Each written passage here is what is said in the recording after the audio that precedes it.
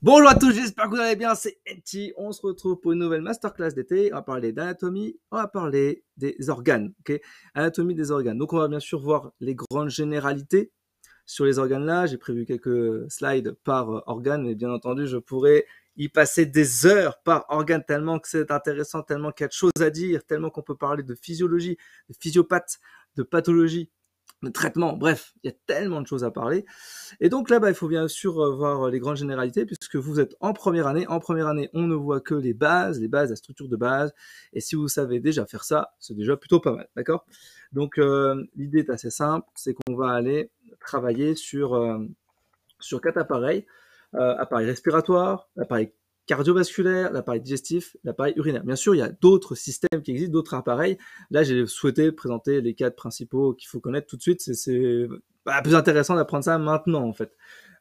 Plus vous avez des choses en tête sur l'anatomie qui vont se restructurer, parce qu'en fait l'avantage technique c'est que l'appareil respiratoire est lié avec l'appareil cardiovasculaire, l'appareil respiratoire et cardiovasculaire peut être lié aussi avec l'appareil digestif, l'appareil urinaire est lié avec l'appareil respiratoire, cardiovasculaire et digestif. Bon, bref, les 4 sont liés vraiment intimement. Du coup, je me disais que c'était plutôt pas mal de les présenter ensemble. Voilà. Donc voilà, c'est l'intérêt technique. Donc bien entendu, l'idée c'est qu'on va aller sur l'appareil respiratoire pour commencer. Alors, l'appareil respiratoire, bien sûr, on parle des poumons, d'accord? Les poumons, c'est les organes de l'hématose, piège de QCM, parce qu'il y a un autre terme aussi qui existe, ça s'appelle l'hémostase. L'hémostase, c'est pour la coagulation sanguine. Ça n'a rien à voir. Et on voit bien que les deux termes qui sont pas loin du même chapitre, hématose et hémostase, ça fait amène à beaucoup de pièges de QCM. Donc, faut vraiment pas se tromper là-dessus parce que c'est plutôt simple en vrai. Donc, c'est l'organe de l'hématose, c'est-à-dire qu'en gros, il y a des échanges gazeux au niveau des alvéoles pulmonaires. Et on remarque d'ailleurs que les deux poumons, ils ont une forme un peu de demi-cône à base large et à sommet étroit. Ça, c'est un truc aussi de QCM. Notez bien ça, mais quand on parle d'anatomie, on parle de position, on parle de forme, on parle de structure. Donc forcément, vous avez beaucoup d'items de QCM avec la forme en fait des organes. Ok, comment ils sont structurés. Donc c'est pour ça que quand je mets la forme d'un demi-cône à base large et à sommet étroit, c'est parce que ça rentre souvent dans les QCM, ça. Ok. On a deux poumons, ça vous le savez je pense, on a le poumon droit et le poumon gauche, d'accord? Sachant que ces organes-là, les deux poumons, ils occupent la plus grande partie de la cage thoracique qui délimite entre ce qu'on appelle le médiastin, d'accord? Chaque poumon a une forme de pyramide avec une base inférieure qu'on appelle aussi diaphragmatique puisque ça repose sur le diaphragme qui est un muscle. Quand on a le hoquet, c'est une dissonance entre du coup le rythme normal et puis la respiration et du coup le muscle du diaphragme, d'accord? Et du coup on a sur cette partie-là, on a ce diaphragme-là. Et en fait, quand on va respirer, qu'est-ce qu'on fait? On augmente la puissance de frappe, la capacité pulmonaire, d'accord? Et lorsqu'on expire, on a le diaphragme qui se relâche, d'accord? Donc ça vraiment, ça permet de créer le rythme respiratoire. Une fois que tu as ça en tête, franchement, t'es déjà au taquet. Ça va être génial. Donc on a 3 faces dans les poumons. On a une face qu'on appelle médiale ou médiastinale, qui est plane et qui est appliquée contre le médiastin. D'accord, ça c'est un premier point technique qu'il faut bien maîtriser. On a la face latérale, qu'on dit aussi externe, qu'on dit aussi costale, qui est convexe et qui repose sur les côtes. En fait, quand tu vas prendre en fait un poumon, tu l'extrais du corps humain, et tu remarques en fait qu'il a des sortes de petites marques. Ces marques, c'est tout simplement les côtes. En fait, les côtes qui laissent la trace. D'accord, c'est une trace. Pareil, au niveau du diaphragme, on a une phase diaphragmatique, d'accord, pour pouvoir avoir le repos de ces poumons-là sur le diaphragme. Il y a des lobes pulmonaires. Pour chaque poumon, il y a différents lobes. On remarque d'ailleurs que dans le poumon droit, il y a 3 lobes, d'accord, le lobe supérieur, moyen et le lobe inférieur. Et pour le poumon gauche, on a le lobe supérieur et le lobe inférieur. Voilà. En dessous, juste derrière, on aura bien sûr le cœur. Et on a des scissures lobaires pour les diviser, d'accord? Donc on va un peu les voir, vous allez voir, c'est pas forcément hyper compliqué en soi, mais il faut bien retenir les notions là. Donc dans le poumon droit, on a 3 lobes pulmonaires, donc supérieur, moyen et inférieur. Du coup, on a 2 scissures.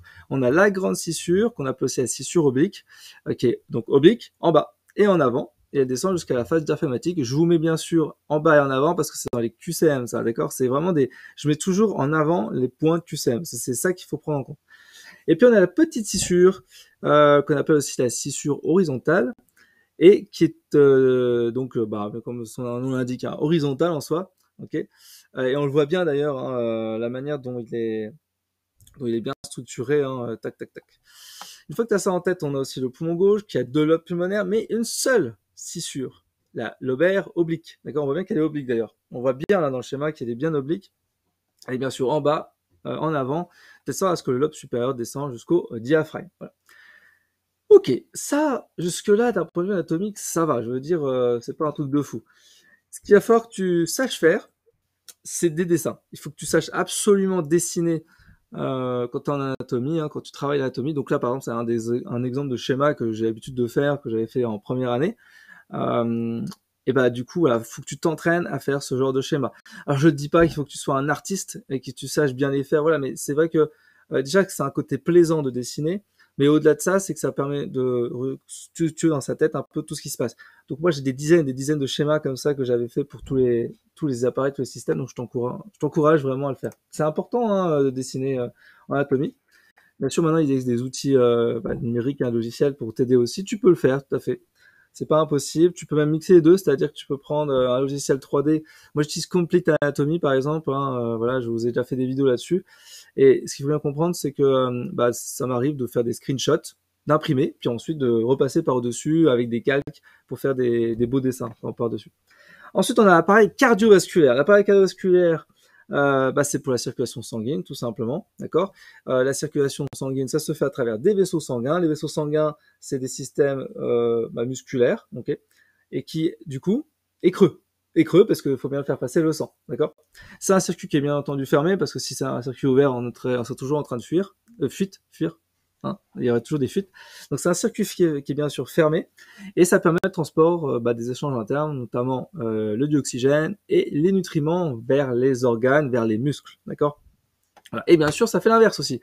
Une fois que ça a distribué vers les organes, vers les muscles, et ben ça va récupérer les déchets, c'est-à-dire le CO2, l'urée, enfin des produits de dégradation qui vont quitter bien sûr ces cellules-là, et puis ensuite on va pouvoir les éliminer soit par l'appareil urinaire, soit par l'appareil hépatique, soit par la voie respiratoire. Voilà. Ok, jusque-là ça va. Alors ensuite on a un concept qu'il faut bien maîtriser, c'est le concept d'artère, le concept de veine. Okay, les artères, ce sont des vaisseaux qui émergent du cœur, c'est-à-dire du ventricule droit ou du ventricule gauche. En tout cas, ce qu'il faut bien comprendre, c'est que du coup, on a l'aorte. L'aorte, c'est la plus grosse artère de notre corps humain, d'accord. On voit bien ici le ventricule gauche, et en sortie, on a cette aorte, voilà, qui est normalement géante, hein, bien pas trop représentée dans le schéma, mais elle est vraiment géante, c'est vraiment impressionnant.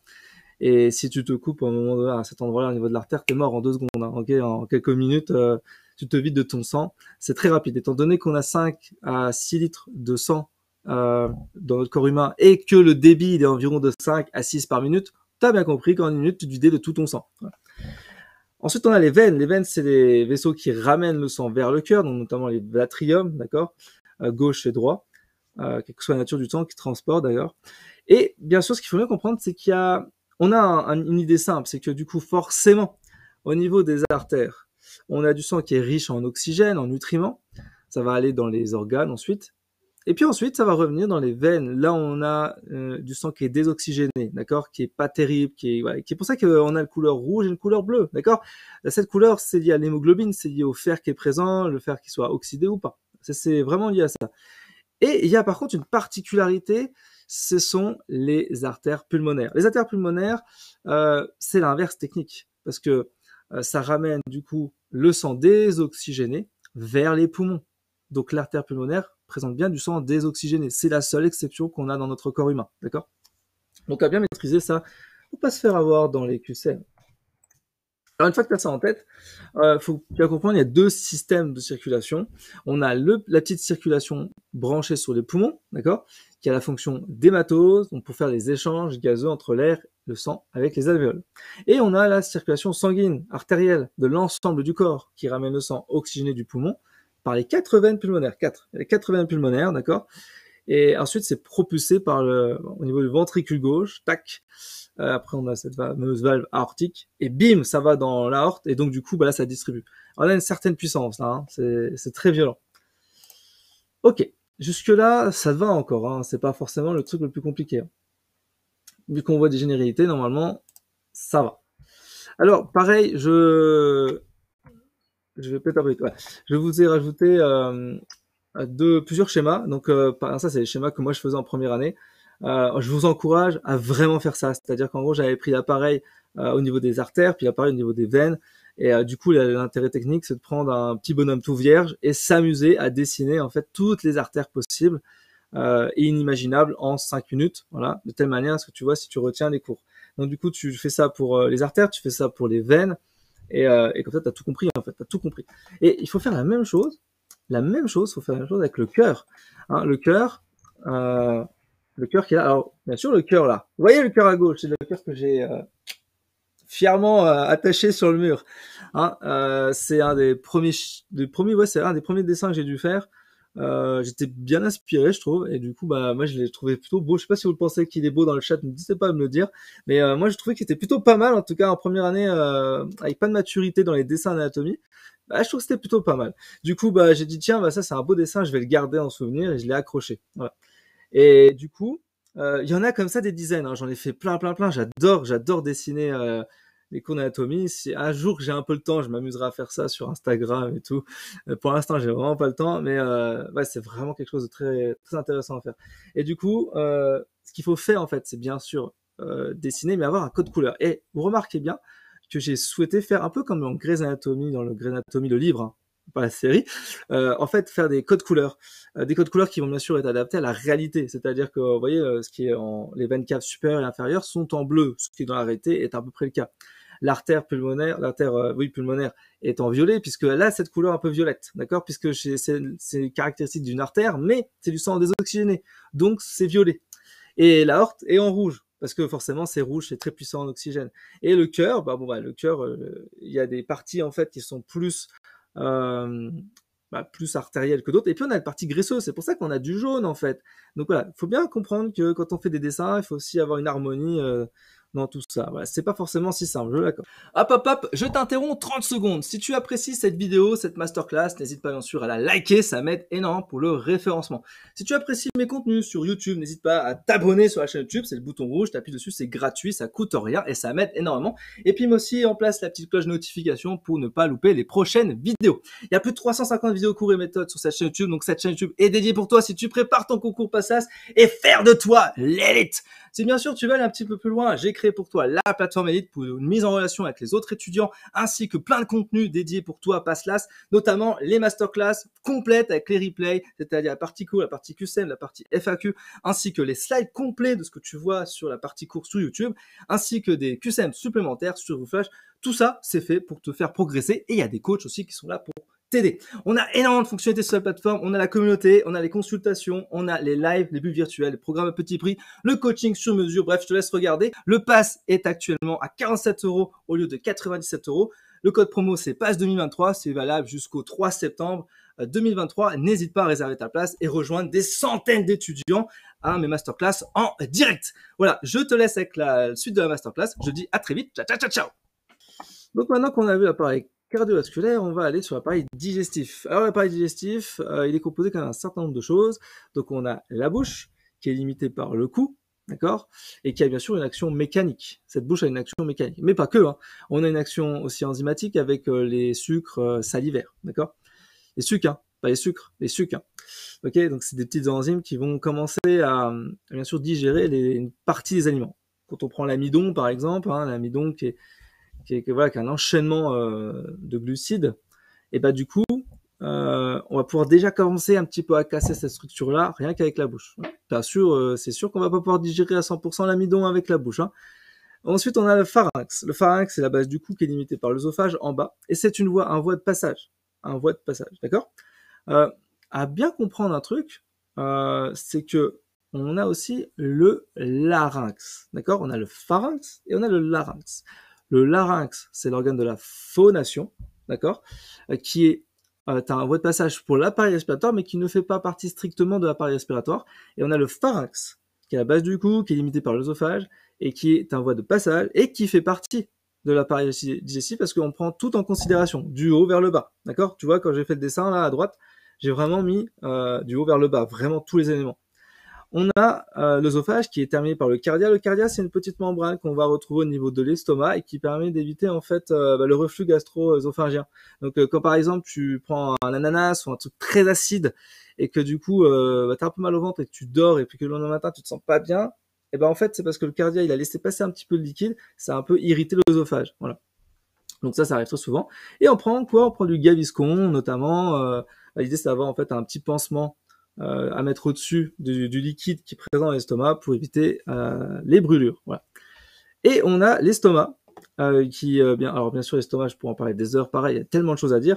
Mais en gros, on a l'antre et puis le canal du pylore. Le pylore, c'est ce qui va permettre de faire le passage entre l'estomac et du coup le duodénum.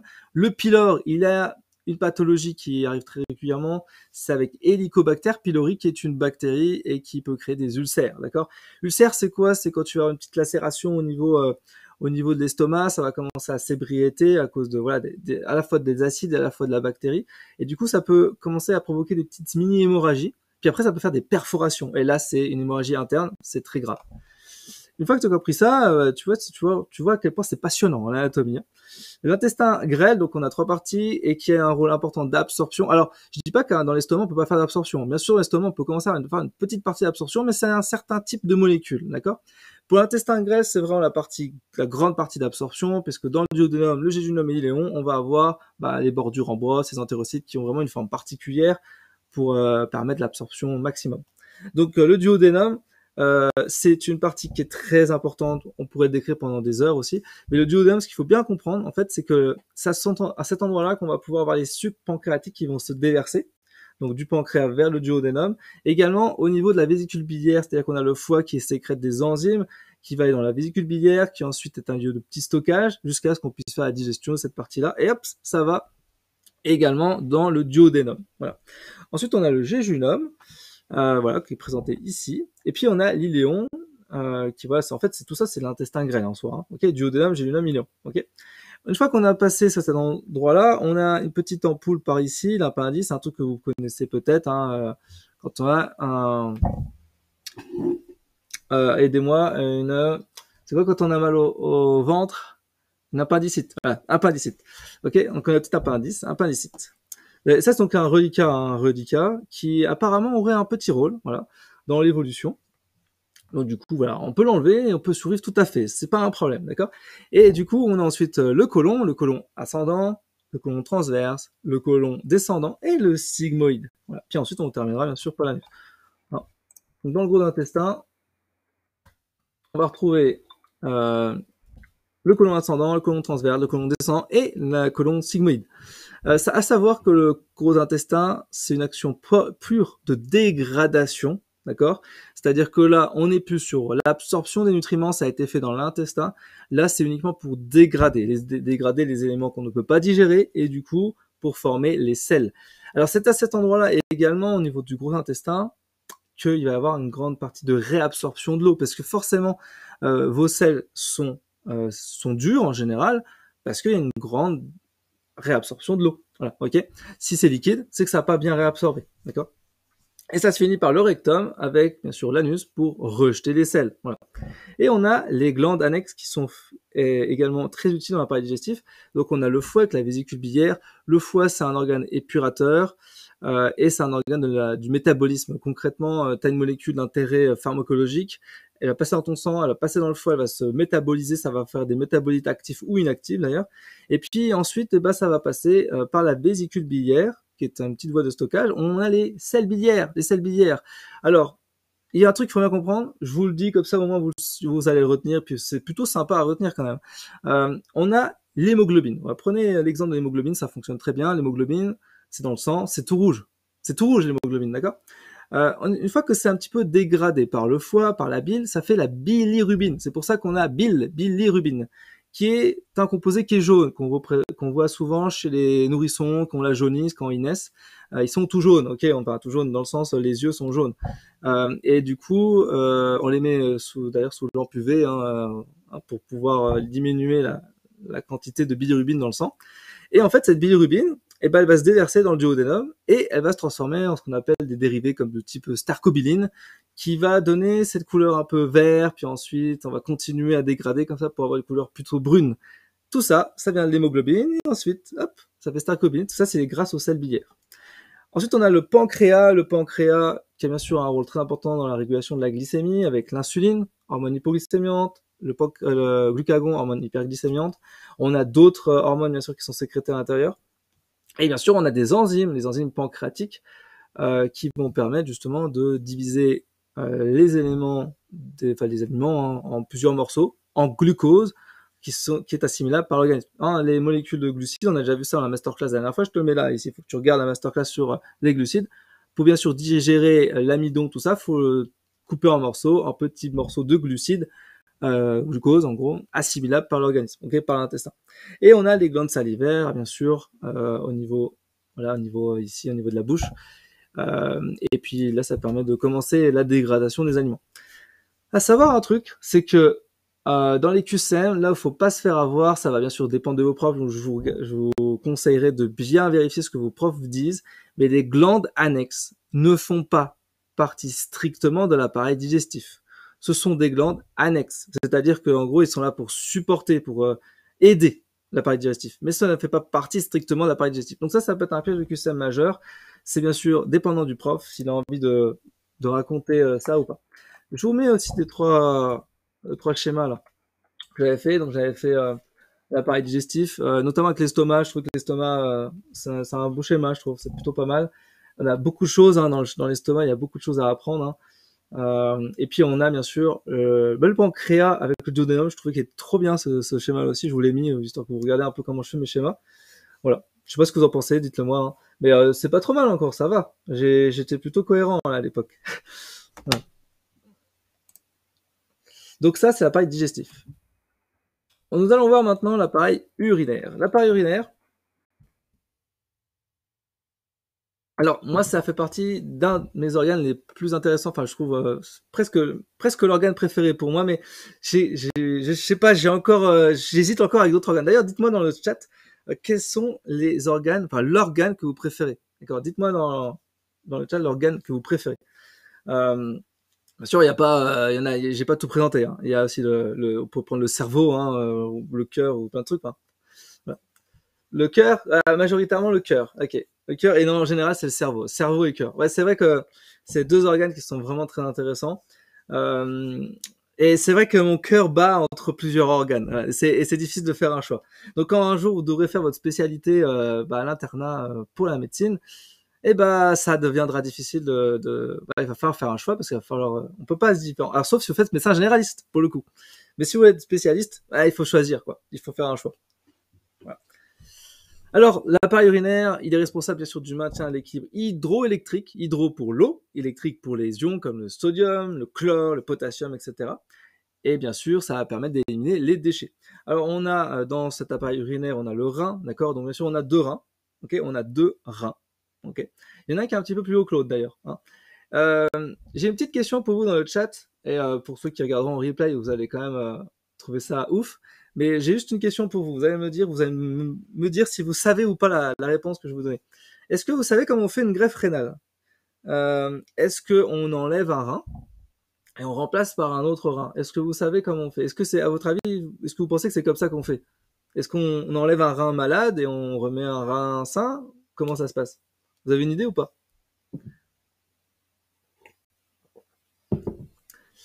Eh en fait, quand on fait une greffe rénale, on ne va pas enlever un rein pour en mettre un autre, mais au contraire, on va laisser les deux reins et on va rajouter un troisième rein. Du coup, la personne aura trois reins. C'est trop stylé, hein. Moi, quand j'ai appris ça, j'ai dit, waouh, c'est trop bien. Donc, en fait, on a deux reins et on a toujours un troisième rein qu'on greffe un peu au-dessus. Parce qu'il y a de la place en fait, il y a de la place dans la cavité péritonéale et du coup on a de la place et du coup comme on a de la place, on rajoute ce troisième rein et on ne touche pas aux deux autres, d'accord? Le seul cas où on pouvait bien sûr toucher à l'un ou des deux, c'est que il y a un cancer dessus. Si bien sûr il y a des cellules cancéreuses où on voit effectivement qu'il y a un problème technique, bien sûr là on va l'enlever, ce qu'on appelle l'exérèse, d'accord? Quand on enlève un, ça s'appelle l'exérèse. Voilà. Et donc on n'en retire pas un, exactement. Voilà. Et quand j'ai appris ça, j'étais comme un ouf, voilà. Et du coup, après, tu vas au bloc opératoire pour voir un peu comment ça se passe, et tu te dis putain, mais il a pas enlevé de rein, il en a rajouté un, c'est un truc de fou, quoi. Voilà. Voilà, donc ça, c'est assez cool. C'est assez cool. de savoir ça. Alors bien sûr, la personne qui va donner son rein, il y aura plus qu'un seul rein. Et ce seul rein, il ne faut pas qu'il tombe malade, parce que sinon forcément il a besoin aussi d'une greffe rénale, d'accord? Et là c'est compliqué, hein. Bien sûr, le rein, je pourrais en parler des heures, parce que ça fait partie des organes les plus intéressants d'un point de vue physiologique. Là c'est pas l'idée, bien sûr, hein, sinon je pourrais parler d'insuffisance rénale et tout, ça c'est assez cool. Alors, on me pose la question, est-ce que le rein malade va continuer le sein? Alors, ça dépend s'il est cancéreux. Voilà, s'il est cancéreux, oui. Donc, dans ce cas-là, il faut absolument couper ce rein malade pour pas qu'il propage en fait la tumeur, quoi. Ouais. Alors, les greffes rénales, ça se fait pas automatiquement, hein, ça se fait vraiment, en fait, quand il y a un besoin majeur, c'est-à-dire on a une insuffisance rénale sévère, d'accord? On est sur un DFG, alors le DFG, c'est le débit de filtration glomérulaire qui va être inférieur à 20 millilitres par minute. Et du coup, à partir de ce moment-là, il faut une greffe rénale parce que sinon on est tout le temps en dialyse. C'est-à-dire qu'on va devoir tout le temps aller en centre et de se faire dialyser pour pouvoir épurer votre sang.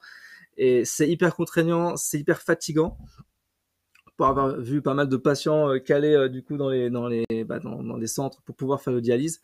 Ouais, tu les vois, ils sont vraiment pas bien. C'est fatigant. En fait, c'est fatigant. Voilà, on est vraiment épuisé de faire la dialyse. On doit revenir régulièrement, hein, des fois 1 à 2 fois par semaine. Ça va dépendre de la gravité et tout.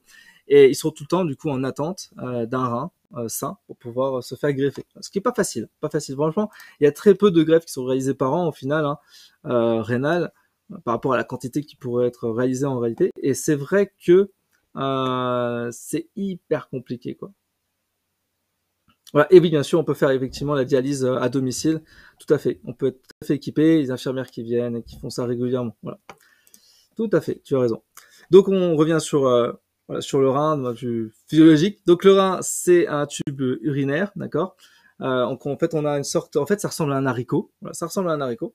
Et puis on va avoir notre artère rénale qui va venir à cet endroit-là, qui a bien sûr du sang où on a besoin d'épurer des choses. Donc ça va passer par là. Et puis de la même manière, ça va revenir en arrière vers la veine rénale. Mais attention, là c'est pour tous les phénomènes de réabsorption. Ok, là l'idée c'est vraiment de comprendre que ça nourrit le rein aussi, ok, pour qu'il puisse fonctionner. Et puis on a les voies excrétrices qui comprend les uretères, la vessie et l'urètre, d'accord. Alors là aujourd'hui je vais pas vous faire la physiologie du rein strictement parce que ça me prendrait des heures.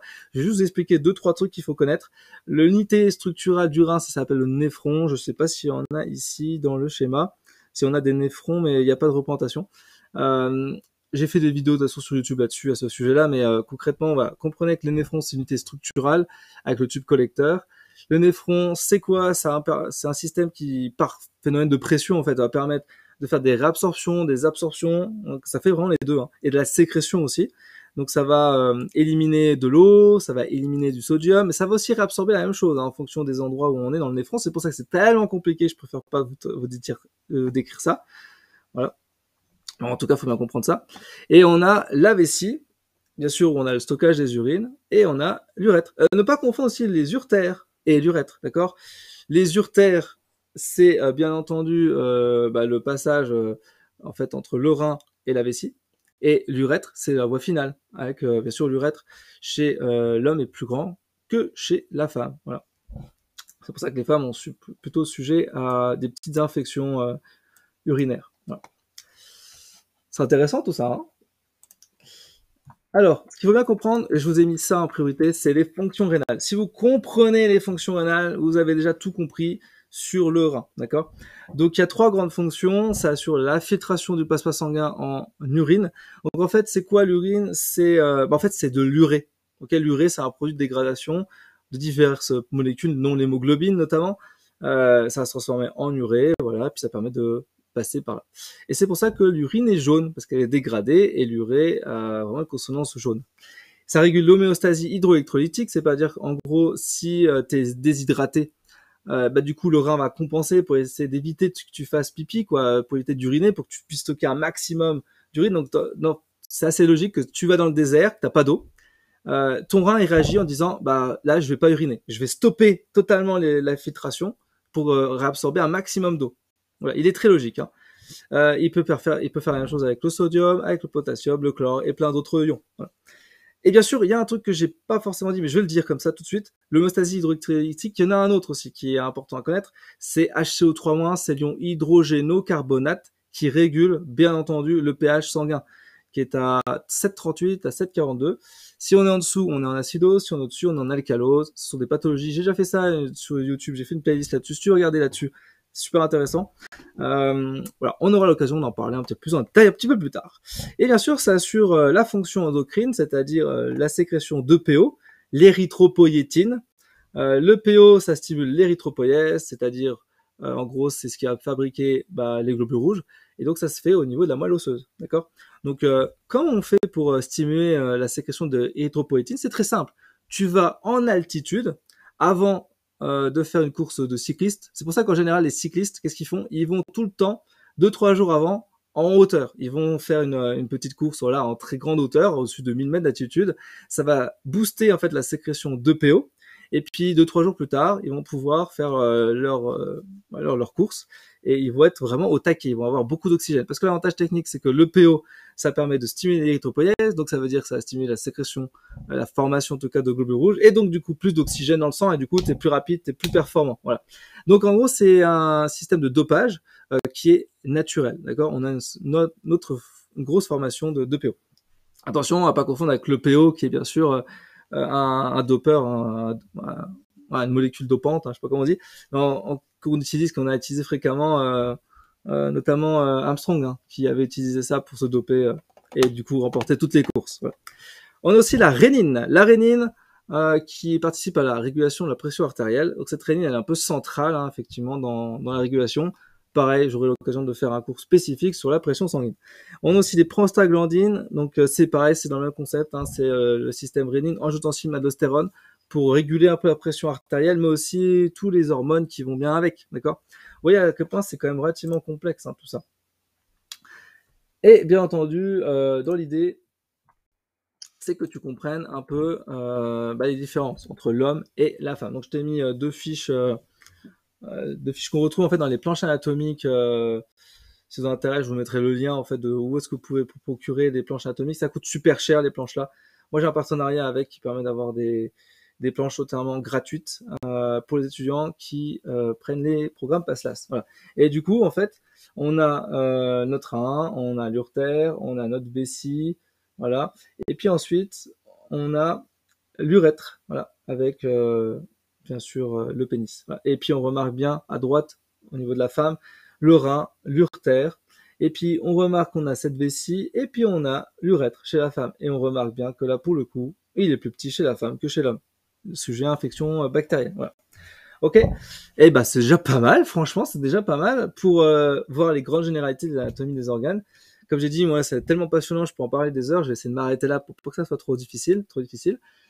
Et bien sûr, il faut véritablement s'entraîner. En fait, le problème technique que vous avez tous, c'est que vous apprenez le cours strictement comme ça, par exemple, et puis ensuite vous oubliez de vous entraîner avec les positions atomiques. Ça, hein, les positions atomiques, c'est une des choses les plus importantes, d'accord?